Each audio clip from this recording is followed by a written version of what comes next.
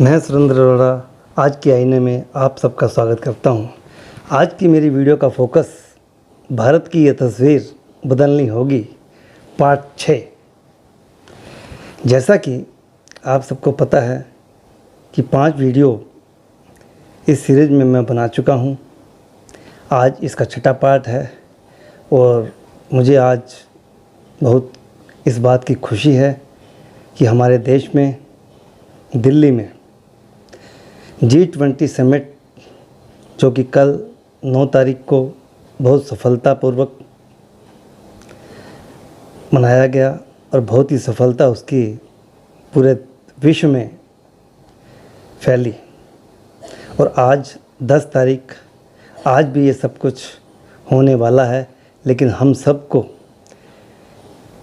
इस आशा से, इस उम्मीद से हमें ये देखना होगा कि ये समिट पूरे विश्व में अपनी सफलता के झंडे गाड़ सके।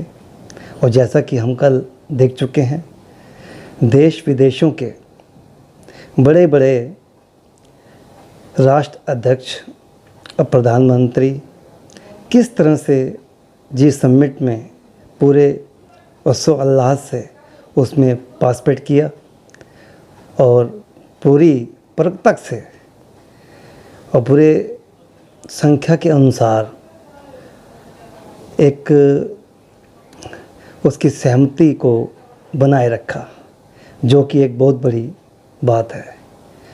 पूरे वोटों के साथ, पूरी संख्या के साथ किसी समिट का सफल होना उस देश के लिए, उस कीर्तिमान को पूरे विश्व में जो क्षति फैली है, जो छाप छोड़ी है दिल्ली G20 समिट ने, वो आने वाले सालों में देश इस चीज़ों को भारत पर लागू होते हुए देखेगा।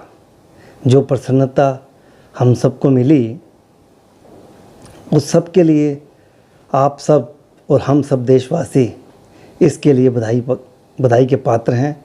और ख़ास तौर पर ये सरकार, जिसने कि ऐसा मनोरथ सिद्ध कर दिया कि पूरे विश्व में ये दिखा दिया कुछ हस्ती है हमारी। धन्यवाद। आगे बढ़ते हैं। G20 की सफलता के बाद ये कहूँ कि ऐतिहासिक सफलता, ऐसी सफलता विश्व में मैंने अपने जीवन में किसी समिट की नहीं देखी, जो दिल्ली में हो रही है और कल हो चुकी है और आज है। मैं वीडियो में पहले से ही आप सबको इस चीज़ की बधाई देता हूँ। हम सब इस बधाई के पात्र हैं। आगे बढ़ते हैं इस वीडियो की ओर। देश में भारत की ये तस्वीर बदलनी होगी। पूरे विश्व में इस बात को साबित कर दिया देश की सरकारों ने, और देश ने साबित कर दिया कि पूरे विश्व में अकेला भारत ही एक ऐसा देश है जो पूरे विश्व की कमान और विश्व गुरु बनने के काबिल है।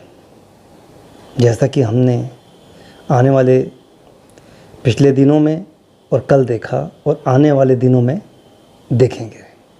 ऐसी हमारी देश के साथ, देश की सरकारों के साथ उम्मीद है। अब जो मैं बात आपके सामने रखना चाह रहा हूँ, देश बाहरी तौर पर तो अंतर्राष्ट्रीय समुदायों में, देश विदेशों में बहुत उन्नति, प्रगति और मजबूती कायम कर चुका है भारत। लेकिन आंतरिक तौर पर हम कहीं ना कहीं आज भी कमज़ोर हैं। इन रूढ़िवादी नियमों और इन संसाधनों को लेकर आज भी हम देश के अंदरूनी रूप से कहीं ना कहीं कमज़ोर हैं। जैसा कि अभी हाल ही में एक घटना घटित हुई जिसमें तमिलनाडु में स्टालिन मंत्री उदयनिधि ने जो सनातन के ऊपर जो अपमान किया, ऐसे गंदे और घृणित शब्दों का प्रयोग किया, मैं चाहता हूँ कि देश इसकी भरसक निंदा करे और अपने अपने विधायकों और देश सरकार को इसके बारे में लिखें, क्योंकि मेरा ही नहीं, आप सब और पूरे देशवासियों का ये मानना है, सनातन इस देश की धरोहर नहीं, इस देश की जननी है, इस देश की रग रग में समाहित है। और आप सब इन बातों को अच्छी तरह से वाकिफ़ हैं कि न केवल भारत में, विश्व के कई देशों में सनातन धर्म और सनातनता के प्रूफ आज भी मिल रहे हैं। ऐसी खबरें आजकल में और पिछले कई सालों से आती रही हैं, जो कि सनातन का स्वरूप और उसका उदय, उसकी परागता, उसकी विशालता देश के बाहर कई प्रदेशों में, देशों में आज भी वो अवशेष मिलते हैं। मैं देश के हर एक नागरिक से विनती करता हूँ, इसकी सख्त सख्त शब्दों में निंदा करें। दूसरा, हमारे देश में पिछले कहूँ तो 40 सालों से घुसपैठिए जो पलायन कर गए हैं, रोहिंग्यास और बांग्लादेशी, हम सब हर एक नागरिक का ये फ़र्ज़ बन जाता है कि अपनी ओर से सरकार को आह्वान करें। आह्वान किस चीज़ के लिए करें कि इन घुसपैठियों को देश बर्दाश्त नहीं करेगा। इसके बारे में अपने विचारों से अपने एमएलएस, विधायक, पार्षद और अपने सीएम, स्टेट के सीएम को और प्रधानमंत्री जी को, माननीय राष्ट्रपति महोदय जी को आप लिखें।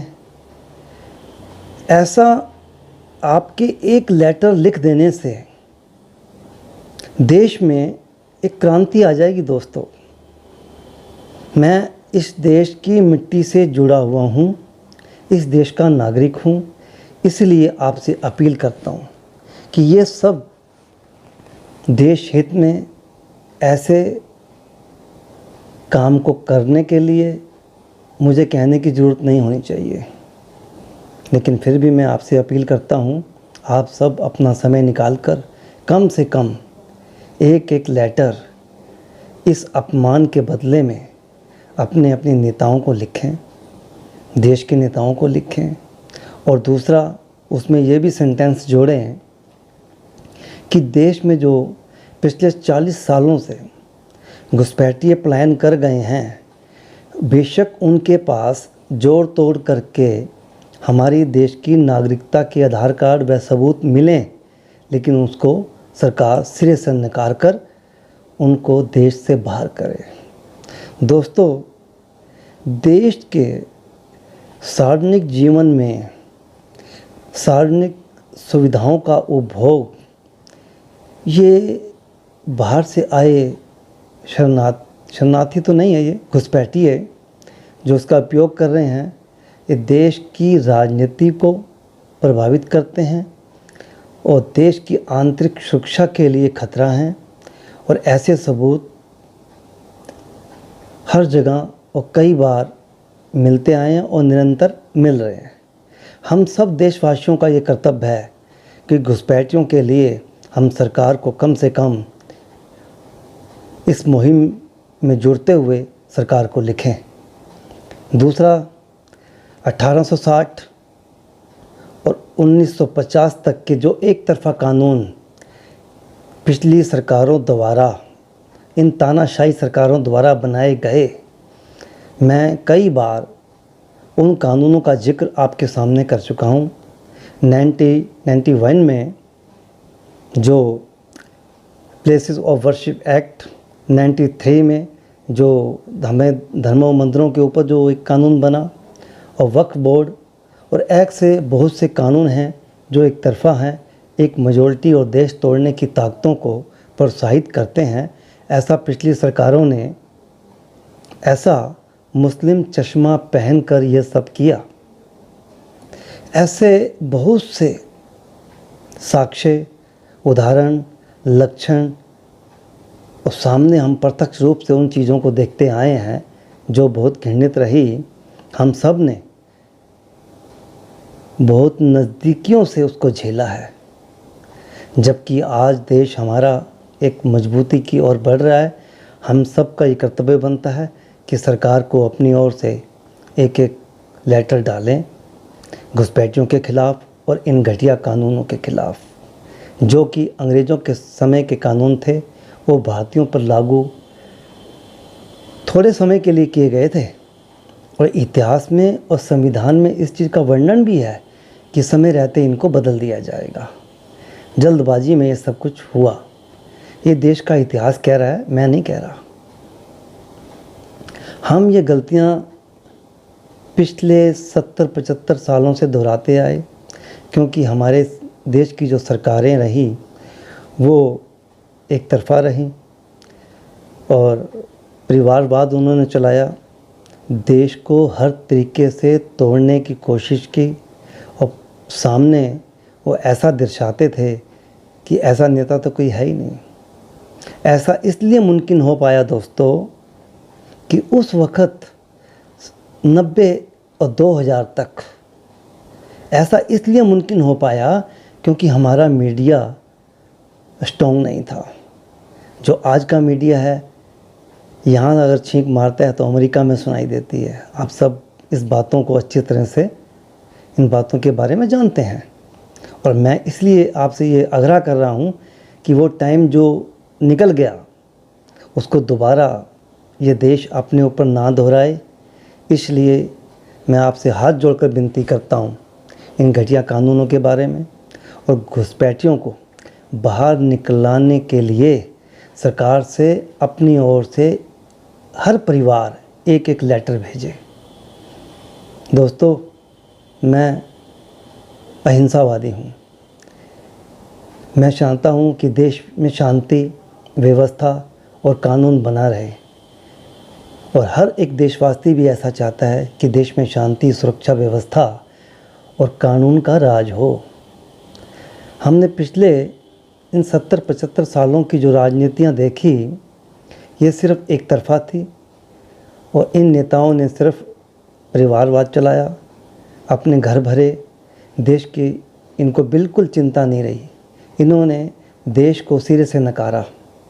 अब जो अच्छी सरकारें इस देश में हैं दोस्तों, बोलने वाले तो बहुत कुछ बोलते हैं, क्योंकि क्रिया भी होती है तो प्रतिक्रिया उसकी ज़रूर होती है। और मैं ये कहना चाहता हूँ, क्रिया बेशक छोटी हो, लेकिन इस देश का ये रिकॉर्ड रहा है कि प्रतिक्रिया ज़्यादा होती है, विरोध ज़्यादा होता है। हमें इन सब चीज़ों पर ध्यान रखते हुए देश को एकजुटता और एक मूल मंत्र में पिरोना है। जिस तरह से हमारे सरकार ने एक धरती, एक परिवार, जो G20 समिट जो उसने किया, उसका मूल मंत्र था, स्लोगन था, या प्रिंसिपल था, या डायलॉग था, वासुदेव कुटुंबकम, यानी कि एक देश, एक परिवार, एक धरती, एक परिवार। ये सोच अपने आप में बहुत बड़ी सोच है दोस्तों। ऐसा सिर्फ अगर विश्व में कोई कर सकता है तो वो भारत देश ही है। क्यों? क्योंकि यहाँ सनातन है। सनातन ही ये सब कुछ कर सकता है। सनातन, और हर एक नागरिक के रोम रोम में, इस देश के रोम रोम में ये सनातन बसा हुआ है, और इसकी हमें निंदा करनी है। और विश्व को इन सब चीज़ों से छुटकारा दिलवाना है। पूरा विश्व शांति, व्यवस्था और कल्चर की ओर और प्राकृतिक आपदाओं की ओर ध्यान रखते हुए आगे बढ़े, एकजुटता लाए, शांति लाए, जैसा कि आज की आवाज़ है। और देश को इन विषयों के ऊपर सरकार की एक आवाज़ बनना होगा, पूरे देश को एक आवाज़ बनना होगा, तभी यह संभव हो पाएगा। और ऐसे घटिया कानून जो आज तक हमारे देश में प्रचलित रहे, उनका मूल मंत्र उसमें रिफॉर्म लाकर उनको भारतीयता का जामा पहनाना होगा। ये ज़रूरी है दोस्तों, नहीं तो आज भी हम उन्हीं गुलामी की जंजीरों में जकड़े हुए हैं। ये 40 साल का अन्याय का हमारा रिकॉर्ड, इसको तोड़ना है दोस्तों। ये सब संभव है, सिर्फ आपके एक जुगत करने की देरी तक ये काम हो जाएगा। अगर देश इस बारे में सोचता है तो बहुत जल्दी ये निर्णय आपके सामने होंगे। अंत में आप सबसे दोबारा फिर अपील करता हूँ, इन सब बातों के लिए आप सरकार को अपनी ओर से लिखें। फिर मिलूँगा। धन्यवाद। भारत माता की जय। देखते रहिए आज का आईना।